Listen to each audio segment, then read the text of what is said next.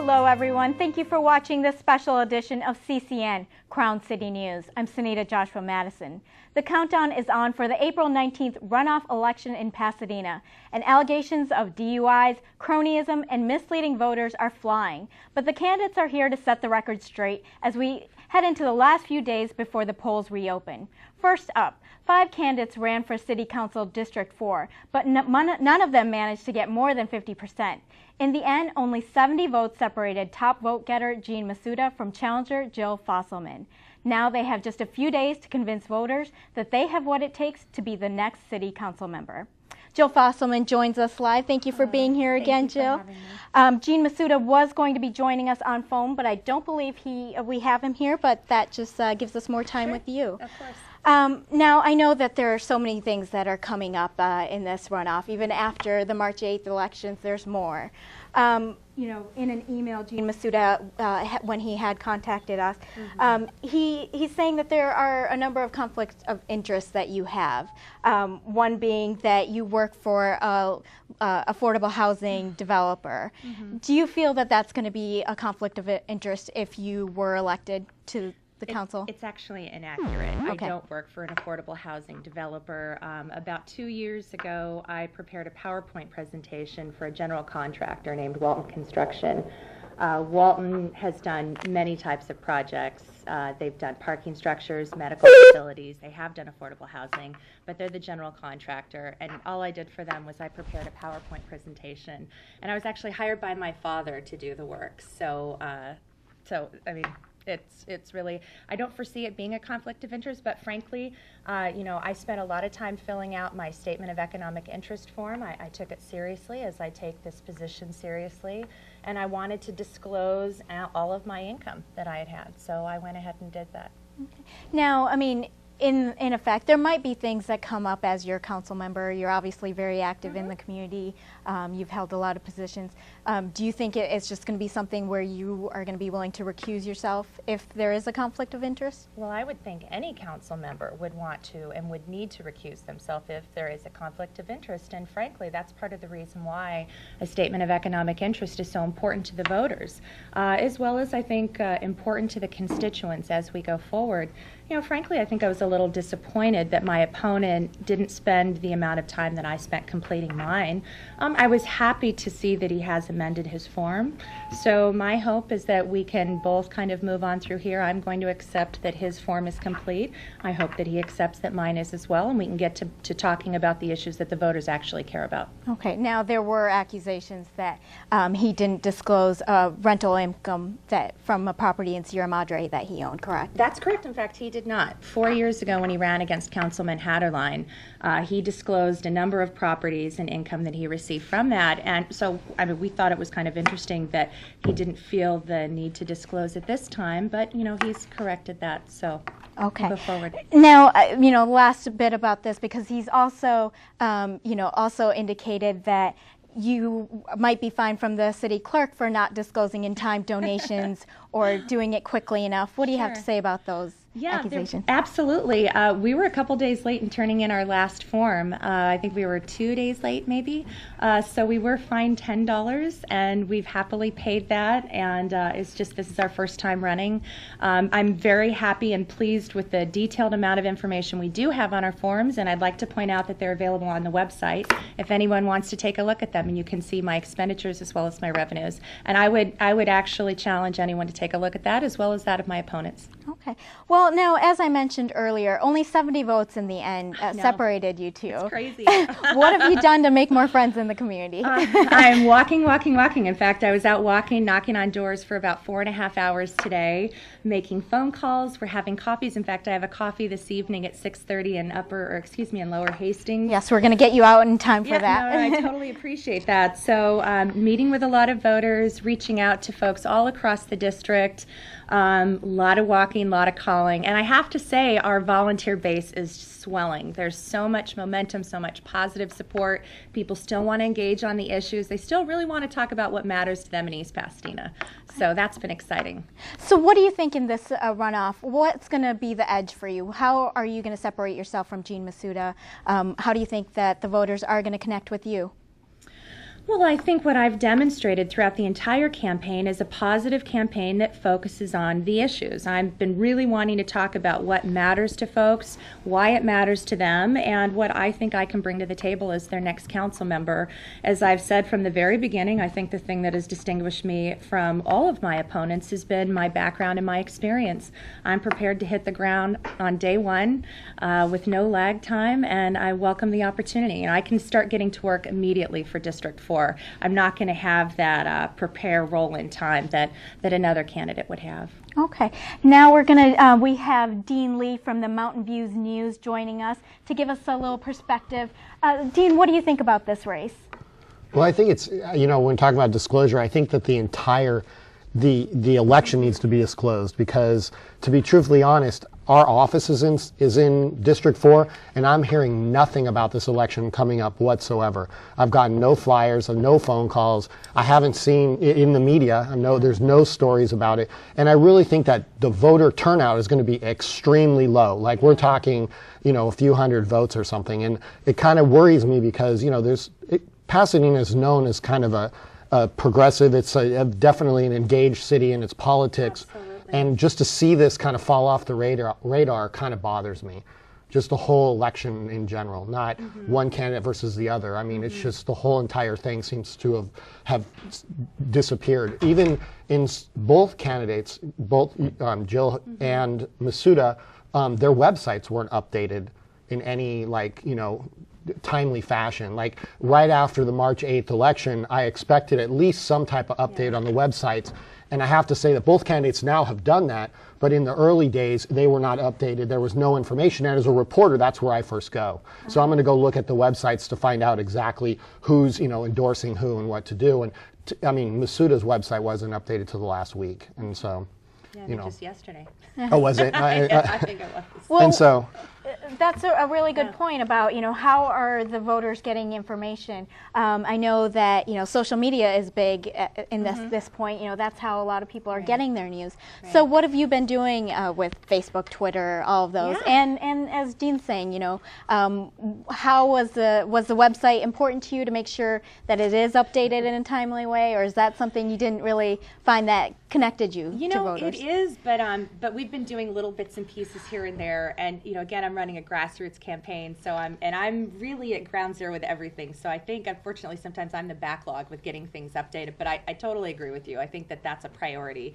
I think we're pretty up to date now on it. In terms of what I've been doing is I sent out a personal letter that was hand signed with a little note to all the permanent absentee voters in District 4. I've now had 3 mail pieces drop as well. Folks are getting them today, and those are typically kind of timed based on early voters versus late voters. So now things are actually beginning to hit. I think my opponent has had maybe 4 or 5 pieces drop, but you're right, there certainly hasn't been the coverage in the Star News or the Weekly that maybe we saw going into the first campaign. Sometimes that's good, sometimes it's not so good, but I think certainly voter turnout is an issue, and I know we're working as hard as we can to get all of our votes out, all of our supporters. Right. I was going to say, I know the district is huge, and so, getting out and knocking on people's doors, like not having somebody come to our office or not really, yeah. I understand that, it's so big that it couldn't, where you go and where you don't, that it's impossible to cover everything. Yeah. But I do think there's a responsibility, especially of the media, to be covering this. And to be truthfully honest, I hate to do this, but Masuda, he's supposed to call in here. This is being typical of him. I can't get hold of him just to do a report on him as a newspaper reporter.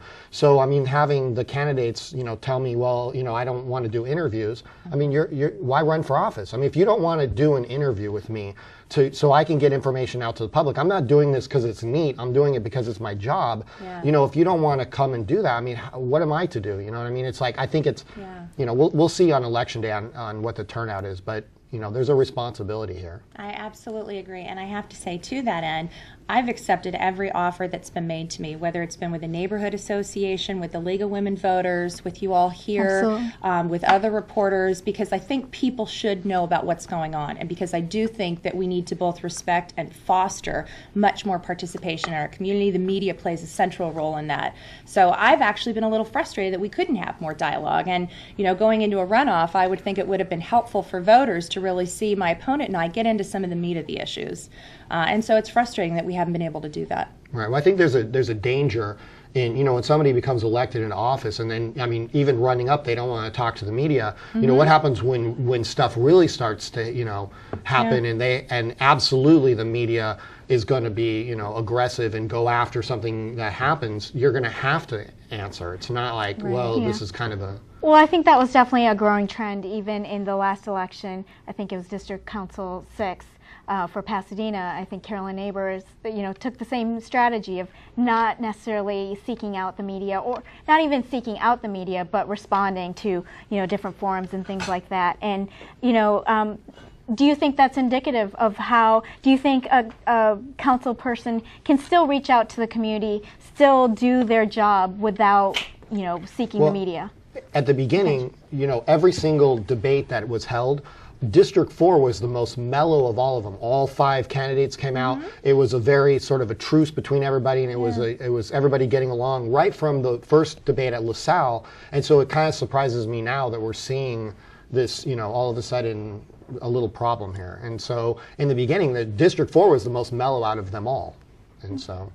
And so, on that note, what are you going to do to not be mellow as a council member? I mean, what do you see as the challenges that you want to take on if you're elected? Well, I would say in terms of not being mellow, I love that, actually. Be bold.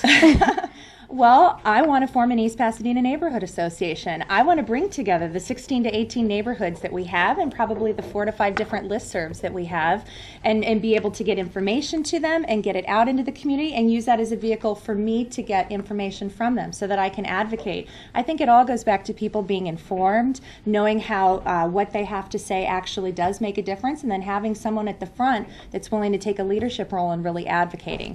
So that's something that I'm very excited to do. I've been talking to a lot of people about it, and frankly, people out in District 4 are really excited about the prospect. They're excited about the prospect of being able to go toe-to-toe with our friends from the West Side in terms of influence. I'm very interested and excited to get further into this general plan. I've been talking with everyone about it. That's my pitch. We have the alternatives. The 4 alternatives will be rolled out over the next few months, along with scorecards so people can evaluate them. And we need to have some really tough discussions across the community in terms of growth, in terms of population. Where do we limit? Where do we not? How do we balance things like jobs with housing? And where this change will go and what it'll look like. And I sure expect to be there at the front with District 4, making sure that our constituents' needs are addressed. And that's a fine balance, because you want to look holistically and citywide. You don't want to foster NIMBYism, but in the same sense, I think we have to recognize distinguishing characteristics of each community and each side of the city, and not squelch those in the name of paving things over. Okay. Right.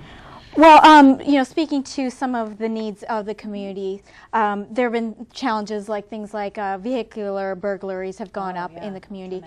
What do you see as a council member that you would be able to do to bring those down and really, help the community? Well, I know we've had a few meetings now with our police department. The chief's come out and spoken with folks, and we're trying to disseminate the non-emergency PD number as much as possible, which I believe is 744-4241. Really trying to encourage people to, if they see anything that looks odd, to call, and to not be hesitant to call. That's real important. I think as a council member, we'll certainly be encouraging folks to come out and get to know each other. One thing that we found is that the more you know your neighbors, the more you recognize who's not supposed to be around, or when there's something odd that's happening. I think my style of leadership will be very inclusive, so I would envision, rather than having a bunch of meetings at cold buildings at 7 o'clock at night, I'm going to be coming out into the community, bringing people together, and again, fostering that sense of inclusion and community. And my hope is that the more we get to know each other, the more we bring across barriers, we'll be able to put our finger on that. And as of now, I'm watching what's happening with the police department. I'm comfortable with how they're responding with things. I've noticed that there's been a marked increase in patrol in District 4, as well as the helicopters, and we appreciate that. We'd like to see more, but we appreciate it. Now, I was at one of those meetings with the police, and one of your former challengers, Alan Shea, one of the things he had mentioned during that meeting is setting up a substation for the police in that area. What do you think about that? Is that something that, is there any hope for that? I don't know. I'd love to see what it might cost like, what it would look like, who we would staff out of it, and, if it makes sense. I mean, possibly we could look to share some space maybe at a school. I know we're always looking to improve presence of our officers on school campuses as a means to reaching out to kids and having them feel comfortable with law enforcement. Maybe we'd be able to reach some kind of a joint savings there, where we'd be able to be on campus, provide a substation, and provide that need to the school too. I don't know. It's certainly something to take a look at. Okay. Well, Dean, I know Ms. Fosselman has to leave soon, so are there other community concerns that you wanted her to address, or what are some of your thoughts? Well, I do have a question, and Sure. it's very specific. Great. Masuda decided to take on an issue that I thought is kind of, not being discussed, and that is the Albertsons shopping plaza on, I think it's Michelinda and Sierra Madre Boulevard. And that has been a problem for years now. Right. And I'm wondering, using that as sort of the model for like code enforcement, there's like some fire issues for, there's a safety issue there for fire because they're hoarding a bunch of stuff in buildings and whatever. He decided to take that on, and I'm wondering what you think of that issue as far as there's an absentee landlord situation, the owner's actually in China, and I'm just wondering what your take on that is. Well, I would say in terms of taking it on, I'm not sure what he's done other than say we really need to clean this up. Okay. So in all fairness, but I think it is certainly something that needs to be addressed. I think it adds blight to the community, both from Sierra Madre's perspective as well as City of Pasadena's perspective. I think going beyond with proactive code enforcement, I think we need to be talking to the city attorneys to find out what we can be pursuing from a legal end. I know that after you've served a certain number of notices, there should be some kind of legal action. I'd like to work more aggressively with Albertsons and try to encourage them through their lease agreement. I know that's part of the problem, frankly, is that it's apparently a high-performing Albertsons. Well, so we need to find a way to work with them. I don't want to turn this into a Sierra Madre story. No. Sierra Madre story, but that is their store. So everyone in Sierra Madre shops at that Albertsons. Right. And so even though it's in Pasadena, it is the store for everyone in Sierra Madre. Well, so then possibly what we should be doing is coordinating also with the city of Sierra Madre and kind of having a joint jurisdiction. I'd actually argue a lot of folks from Altadena that live up in unincorporated there come down and use that as well. Why not pull in Supervisor Antonovich? I know he's very pro-business, but I know he's certainly concerned with blight, and I'm certain would want to help make that an amenity, a better amenity for his residents. I was going to say as that's well. kind of an interesting comment because our newspaper is in Sierra Madre, and so I obviously cover that city. Yeah. Hatterline is very active in engaging Sierra Madre as far as different issues because the border of District 4 is right there. So hopefully whoever is elected will continue that. Absolutely. Tradition. I think that'll be essential because we've got Sierra Madre, we've also got unincorporated LA County down there with the Chapman Woods area, and then also up north of Sierra Madreville up at the top of the hill. So it's very important to have good relationships with those other elected bodies. Okay. Well, I want to thank you so much for taking the time to come out here. I know you have another one of your coffee meet and greets, but I really appreciate you taking this time. No problem. I appreciate the opportunity Okay. again. Thank you. And good luck to you next week. Thank you. Okay. Thank you very much. Thank you, Dean. So, Dean, just wanted to continue with you. How would you call this election if it was tomorrow? Well, I mean, obviously, the number of votes being 70 between them. There's all kinds of interesting, talk sort of behind the scenes with people as far as where the candidates that are no longer in the race, where their votes are going to go, especially the Armenian vote. There was a strong, people that feel that the Armenian vote is going to drop out and people aren't really going to participate in this election. So I think it's kind of anyone's race. I mean, I know that the people are sort of stockpiling each candidate, their what do you call it, who's endorsing them. And so, I mean, there's just a long list on each side of who's endorsing who. And so, I mean, really, I'd have to say we'd have to wait and see. Okay. And what do you think about some of these, the allegations that come out about not disclosing, not doing it in time? Do you think those are pertinent to the race, especially at this I point think with it's the runoff? absolutely critical that people understand if you elect somebody that's willing not to disclose things right now, that you're going to get a pattern of that when they're elected. So you're going to see constantly stories about not turning in your 700 form, about their attendance as a council member. You're going to start seeing all kinds of stuff because they're already setting a pattern. And so that, as somebody that's working to make sure that government is open and that people disclose what they're doing. Of course, I see it as a something that should worry people, especially if the FPPC is already getting involved, the Fair Political Practice Commission, if they're already getting involved in finding people doing that kind of stuff. It's critical people understand that. Okay. And so what do you, I mean, you said you have reached out to Masuda. You're not getting any response from that end. Yeah, we emailed him, and Jill, just like tonight, she came on a show that I do on Tuesday nights, and we offered the same, we extended the same opportunity to Masuda, and he turned us down. He actually just didn't answer our email, and so, I ended up being at a meeting with him, and he said that he wasn't doing interviews. So, interesting. Yeah. I guess the public does not need to know what he thinks on issues or where he stands. And he wouldn't go into what his reasoning for that is, and so I don't, I'm not going to speculate. I mean, it could be the media in general. Like I said, earlier, we're not seeing stories in the Star News. We're not seeing stories about these candidates at all, period.